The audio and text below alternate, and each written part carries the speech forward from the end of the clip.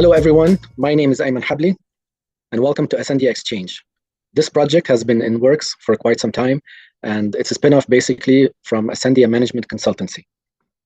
The goal is to create a platform where experts from different industries come and share their insights, their knowledge, and their tips, each one as a leader in their field. And today we have Rasha Shamat. Rasha is a IP, intellectual property consultant. She has decades of experience helping businesses and companies protect their brand, their innovation, and their ideas. We're going to unpack a lot in this episode, guys. So there's a lot to learn, and you don't want to miss this one. Welcome, Rasha, to Ascendia Exchange, and welcome everyone viewing this video. Thank you so much, Ayman, and congratulations for the spin-off of Ascendia Exchange. I feel privileged that I'm your first guest. So let's dig into intellectual property because I think it's a very important topic that you've chosen for the first episode. So let's go. I'm ready for any questions you're going to shoot at me. Sure. I'll get straight to the point. Let's start first of all with a fun question. Okay, let's go. If intellectual property was a person, how would you describe their personality? Wow, okay. You really are prepared. You really are prepared for this one. Okay. Let's see. If intellectual property was a person, they would be sharp, detail-oriented, also have a creative side to them. They may be the quiet person in the room, but their eyes are on the room, reading the room, watching everyone. Very attentive to the details and the body language of people. They would be a very loyal friend that would protect you no matter what, against anything that might come your way. And I would say also that they would be very good strategists as well in terms of what they do and how they do it. That you might think that because they're quiet, they're not up to the task, but they would be a great negotiator as well. And I don't want to say shrewd, but I would say very sharp. Would you go as far to say they're a bit weird? I don't know about the word weird. I would say maybe have a different character to them, a unique and distinctive character to them. That's how I would say. Since IP has to have a uniqueness to it anyway, so I would say there would be a unique character. Good. Speaking of intellectual property and how people protect their trademarks, their brands, their ideas, patent different services or products, what is the weirdest thing somebody tried to patent? I was preparing an article actually, and I was looking up things like this, which is bizarre because you're asking that question. There was someone in the 1800s that actually patented a cork swimsuit. I think cork was a cork. Yeah, cork, the material cork that floats. Yeah. So they made a swimsuit out of it. So I think I don't know why, and I don't know how, and I don't know how successful it was, but I think they wanted it because it was light, and also it kept you floating rather than having to sink or something. So I don't know. So that's one of the bizarre things. The other one too, which I chuckled when I read about it, is it was an anti-eating face mask that was initially made for chefs and for people that work in kitchens, so they don't eat, I guess, while they're working. And then it moved, but it can help people, that don't want to overeat, I guess, to put it on. But I don't think this one was successful either. So not every single. I don't think either. Yeah, I don't think every single patent is successful in use. Potentially, yes, it could be protected, but I don't know to what extent, you're going to wear a cork swimsuit.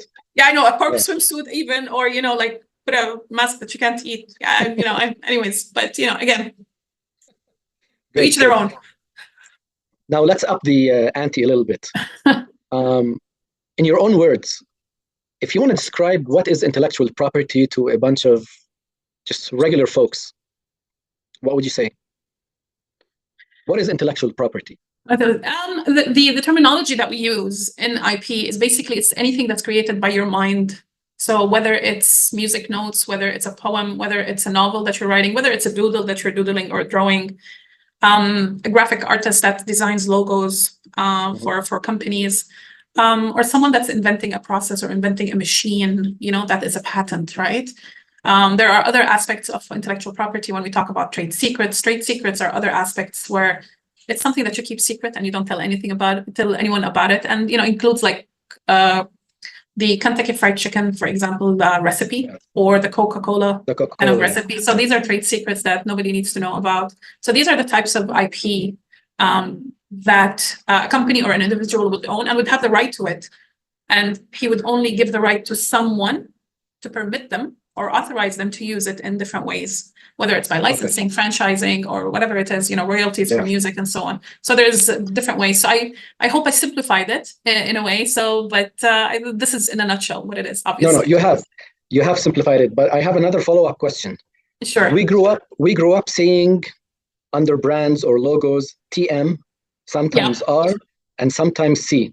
Mm-hmm. Please explain the difference, because I personally have no idea. You have no idea. Well, I'm glad you're asking that question, because a lot of people don't necessarily know, and they can use them loosely, and when you can't use them loosely.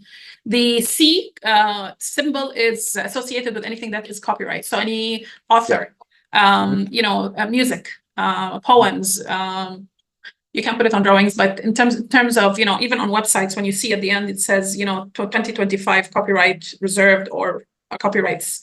So these are basically where you can use them for this type of material.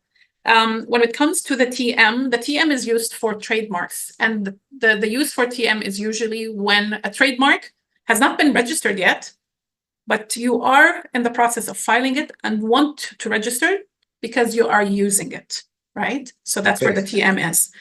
The R symbol is associated with a trademark that has been registered, that has been granted a certificate of registration, and only then you can move it from a TM to an R symbol, right? Okay. One has to be very careful too. You cannot put an R symbol on a trademark that has not been registered yet, because some IP offices frown on this and might fine you for it if they find out. So if it has not been registered, a TM is valid. If the trademark is registered, then you can put the R symbol.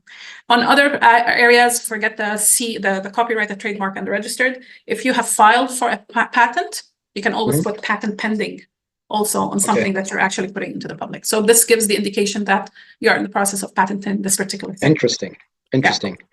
Well, since most of these activities or most of these things are done by people in the companies, and people make mistakes. In your field of work, what would you say is like a classic example of a big mistake that happened regarding somebody missed to register a trademark, and what's the biggest blunder in the world of intellectual property? If you have like a case study very quickly for us. It's not necessarily a case study, but most of the blunders that happen, or the thing that happen, is that the individuals or professionals, starting a company or an artist, have the misconception that intellectual property is a cost, when in fact it is an investment. You're investing in your company. True. IP starts gaining value as your company grows and as your company actually becomes successful. So you want to hold on to that value. So what might cost you, what might you invest in the beginning, is maybe going to be twofold, threefold, if not more, in the future. So I think the misconception of changing that mindset of it being a cost to it being an investment is something that is crucial for any startup that's going in. And all of this has to also sort of align with a strategy that you have. I work a lot with companies on IP strategy that's aligned with their business strategy. So let's take a look and see, what are your short-term goals, what are your long-term goals, and also put the budget in place as far as forecasting, because a lot of people come and say, I want to, protect my trademark or file the patent globally. You're going to need millions and millions of dollars to actually do that. So let's take a look and see what exactly is your strategy. What are the markets, countries that you want to go into? What is your timeline to do that? And work backwards accordingly, because intellectual property takes time to be filed and to be registered. Every country has a different time process and a timeline. So we have to be very sort of vigilant about that, right? When we're putting that strategy and when we're advising with companies as well. So these are very important factors when you're looking at going into IP and protecting your IP as well, and enforcing your IP. Okay. The other day I was sitting with some friends and we were talking about like inventions and stuff. And one of them asked a question: if someone's working at a company and they invented something, do they own it or the company owns it? Okay, that's another good question there, Ayman, because and the group was divided. He's like, no, he invented it, it's his. Someone else was saying no, he was working at the company, and so it's the company owns it because he was working for the company while inventing that certain whatever. There's a lot of ways in looking at it, but essentially, if you're working for a company, if you're using their tools, if you're on their time and they're paying you to do so, and they've directed you to actually invent something or produce something, then in essence, in some ways, the work that is being produced is owned by the company. However, it needs to be followed also with an IP clause within the agreement or the contract that they have with you. Right. So these are very important. And sometimes some companies miss that, especially also if you're, for example, if you're hiring a freelancer, a graphic artist, or a developer, a coder, you need to make sure that there is something stipulated in an agreement with them that any work that they're doing is owned by you. However, different countries have different policies for this, even when the work is made for the company. Some countries say, no, if you're developing it, if you're creating it, that you own it, right? So agreements in place are very important to avoid any confusion and who owns the right, and for you to get into battles in the future, basically. Speaking of who owns the right, you know that I follow you on LinkedIn. Okay, yes. Yeah, and just a few days ago, you posted a very interesting post about tattoos. Yes. By the way, guys, everyone who's watching, I will post Rasha's LinkedIn profile in the description. And also I will post a link to the post that we're going to be discussing now. Tattoos. Yes. Who owns the tattoo? Is it the artist or the guy who has the tattoo on his or her body? Okay. Very quickly.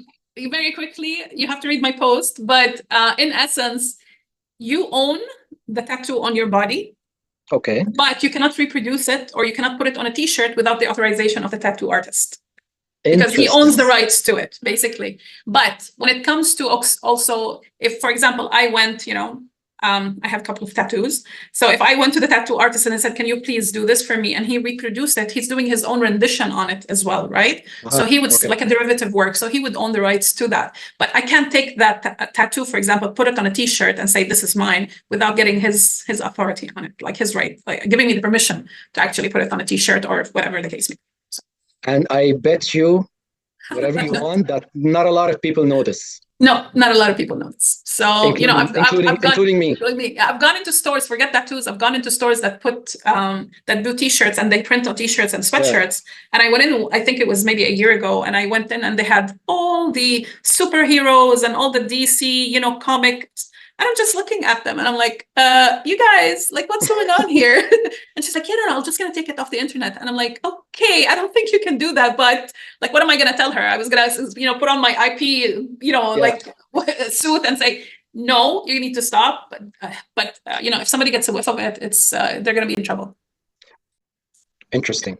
Yes. Well, it's you've laid on us some really good insights, Rasha. Thank you so much. Thank you. Any last words? We're keeping it light for the first episode. We're keeping it light. Yeah. Next time when you're on in another episode, we can talk more in details. This was great. I don't have anything else to say, but one phrase that I keep hearing from people, and pretty much for me, it's like they've thrown in the towel. Is they say, copying is a form of flattery. No, it's not. You have your rights. You make sure that you are the creator. If you're the creator, exactly. If you're the creator of this particular thing, whether it's a copyright, a trademark, or a patent, and somebody's copying you, and you have the rights for that, no, copying is not a form of flattery, because they're piggybacking on you, and they might take you off the market, push you off the market, or at the same time, just gain some of your market share, right? Yeah. So one has to be very careful about these things. So no, copying is not a form of flattery.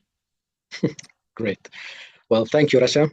And that's a wrap, everyone. Thank you for the first episode of Ascendia Exchange. I hope that Rasha gave us the ins and outs of why it is very important to protect the ideas and the brands and the innovations of each company. If you like such content, please watch the full video, and I will link Rasha's LinkedIn profile in the description below, as well as the post that we discussed. And see you soon in the next episode. Thank you very much, Ayman. You're welcome. Ciao. Bye.